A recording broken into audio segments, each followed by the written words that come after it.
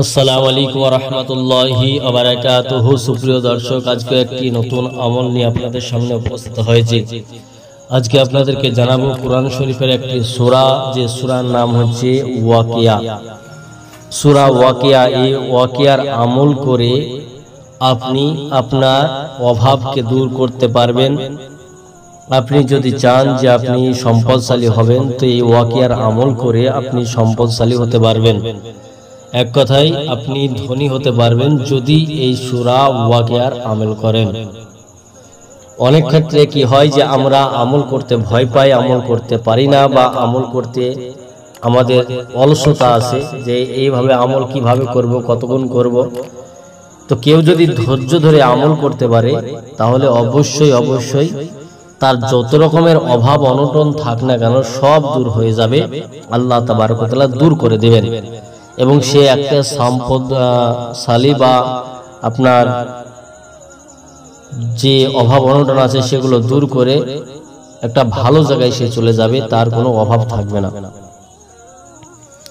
গায়েবী ভাবে তার কাছে রুজি আসতে থাকবে যদি সূরা ওয়াকিয়ার আমল করা যায়। যারা সূরা ওয়াকিয়া পড়া জানেন তারা পড়তেও পারেন, আর যারা না জানেন শুনেও এই আমল করা যায়। শুধুমাত্র আপনাকে মন দিয়ে আমল করতে হবে বা মন দিয়ে শুনতে হবে। কিভাবে আপনি এই আমলটি করবেন, কতবার করবেন, কিভাবে করতে হবে, সমস্ত কিছু আপনাদেরকে জানাবো।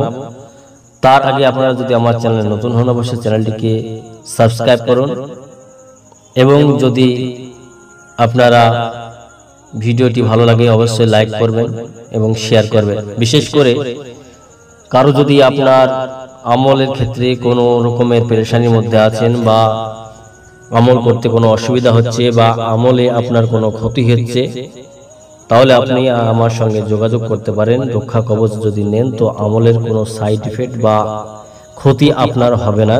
তার জন্য যে নাম্বার দেওয়া আছে হোয়াটসঅ্যাপ, সেখানে আপনি যোগাযোগ করতে পারেন এবং আপনার পার্থিব যাবতীয় সমস্যার জন্য আপনি যোগাযোগ করতে পারেন। ইনশাআল্লাহ তাবারক ওয়া তাআলার সমাধানের পথ বলে দেওয়া হবে। তো আপনি কিভাবে এই আমল করবেন? তো সূরা ওয়াকিয়া এমন একটা সূরা, যে সূরা যদি আপনি প্রতিনিয়ত পাঠ করতে থাকেন তো কখনো আপনি অভাবের মুখে পড়বেন না, এবং এটা হাজার বার পরীক্ষিত। যারা আপনার বুজুর্গ রয়েছে তাদের মুখে আপনারা শুনতে পাবেন যে সূরা ওয়াকিয়া যদি পাঠ করেন তো এই ওয়াকিয়া পাঠ করার বদৌলতে তার অভাব দূর হয়ে যায়। যদি কেউ ঋণগ্রস্ত হয় তার ঋণ মকুব হবে, ঋণ পরিশোধ হবে। যদি কেউ অভাব অনটনের মধ্যে আছেন অভাব অনটন দূর হবে। যদি কেউ মনের আশা পূরণ করতে চান তো সূরা ওয়াকিয়ার আমল করে মনের আশা পূরণ করতে পারে। তো এটা কি করতে হবে যে আপনাকে যেই দিন আমল করবেন সেই দিন থেকে পর 7 দিন আপনাকে আমল করতে হবে, এবং সূরা ওয়াকিয়া আপনাকে 41 বার করে পাঠ করতে হবে। 41 বার করে পাঠ করতে হবে।